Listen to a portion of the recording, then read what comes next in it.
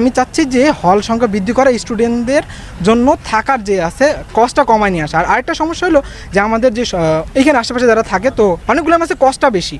তো কস্টটা বেশি হওয়ার কারণে সমস্যাটা হয় কি, অনেকগুলো ম্যাচে একদম বেশি, তো অনেকে থাকতে পারে না, একে হলে সিট নেই, তার উপর আবার যদি বাইরে থাকে তো এখানে কস্ট বেশি। তো এইগুলা আমি আসলে নির্মূল করতে চাই। এমনকি যেগুলো আর বাকি যতগুলো সমস্যা আছে, আরও অনেকগুলো ব্যাপার আছে যেগুলো আমরা নির্বাচনী তফসিল ইনশাল্লাহ দেখতে পাবেন। তো ওগুলো আমি ইনশাল্লাহ ধীরে ধীরে তুলে ধরবো। আপনার নাম এবং ডিপার্টমেন্ট বলেন। আমার নাম মোহাম্মদ সালাউদ্দিন, আমার ডিপার্টমেন্ট হলো কম্পিউটার সায়েন্স অ্যান্ড ইঞ্জিনিয়ারিং। কততম ব্যাচ? আমি 15 ব্যাচ।